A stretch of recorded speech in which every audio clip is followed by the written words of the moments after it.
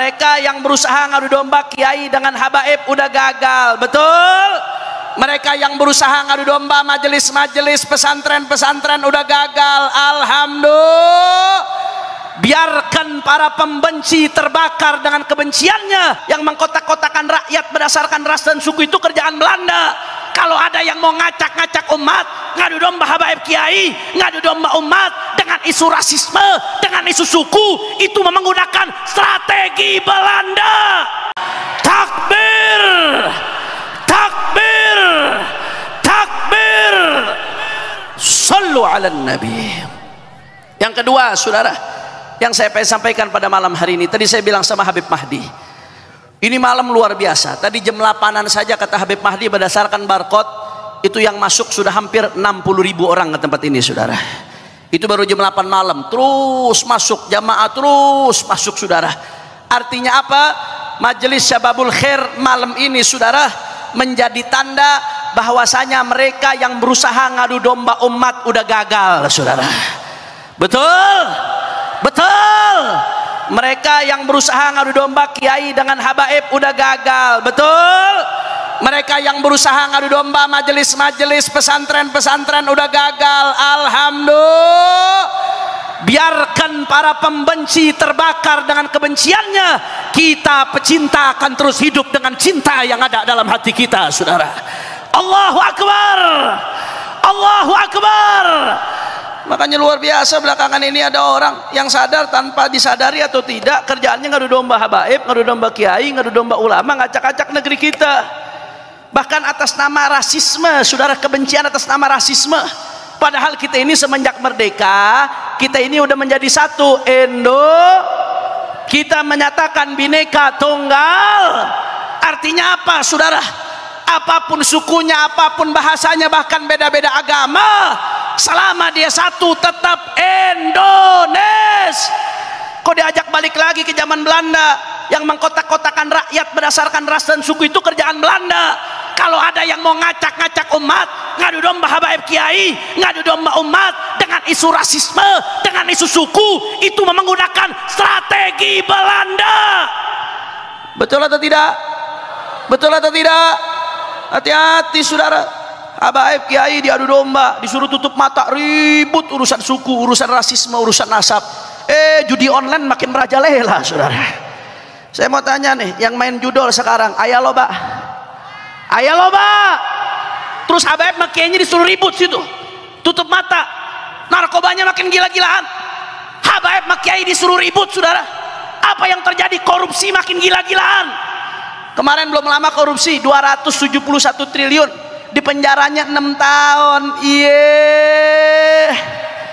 Saya mau tanya anak Syababul Khair, oi, oi, oi, lu kok lu dapat duit 271 triliun tapi di penjara 6 tahun, mau apa kagak?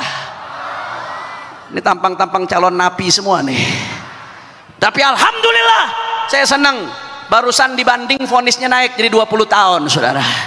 Tapi itu masih belum cukup, harusnya vonis mati. Betul? Betul. Karena 271 triliun tuh 15 keturunan juga kagak habis kalau dimakan satu hari 1 miliar, saudara. Luar biasa. Terus habaib kiainya disuruh ribut, duit umat dirampok habis-habisan. Habaib kiai diadu domba urusan rasisme. Tahu-tahu laget di laut dipagerin. Bebegik. Masya Allah. Saudara tahu Fir'aun? Tahu Fir'aun? Sejahat-jahatnya Fir'aun nggak pernah magerin laut merah, saudara. Laut dipagerin, luar biasa, saudara. Udah gitu keluar sertifikat lagi. Sepanjang-panjangnya itu laut, masya Allah. Saudara, ini nggak main-main, ini urusan kedaulatan, saudara. Laut itu objek vital, kedaulatan bibir pantai. Jalur keluar masuk di bandara bisa diawasin, di pelabuhan bisa diawasin. Tapi kalau pantai sepanjang-panjangnya dikuasain, saudara, siapa yang bisa ngawasin kalau mereka masukin narkoba, saudara? Siapa yang bisa ngawasin kalau ada yang masukin senjata? Ini soal kedaulatan negeri kita. Yang mau diacak-acak, yang mau diobok-obok, habaib kiainya diadu domba, saudara. Makanya saya katakan, begitu habaib kiai diadu domba, yang diuntungkan oligarki, yang diuntungkan, saudara, siapa? Bandar judi, bandar narkoba, koruptor, orang-orang yang pengen merusak negeri, ini yang diuntungkan. Makanya alhamdulillah dengan perkumpulan ini salah satunya, dan dengan banyak perkumpulan lainnya di Indonesia yang dihadiri para habaib dan kiai, menunjukkan saudara bahwasanya mereka para penebar kebencian telah gagal dan terbakar dengan kebenciannya. Para pecinta akan terus hidup dengan cintanya saudara. Makanya saya mau tanya, jawab umat Islam, jawab yang kompak, Syababul Khair semuanya siap bersatu. Orang kompak, orang semangat, siap bersatu, siap rapatkan barisan, siap jaga persatuan. Kalau ada yang mau ngadu domba habaib kiai, diamkan atau lawan. Orang kompak, diamkan atau lawan. Kalau ada yang mau mengacak-ngacak kedaulatan kita, diamkan atau lawan. Kalau ada yang mau kerusak kebinekaan NKRI, diamkan atau lawan. Siap jaga Bogor, siap jaga Jawa Barat, siap jaga Indonesia. Semua angkat tangannya, Allahu Akbar, Allahu Akbar, Allahu Akbar. Sallu ala Nabi.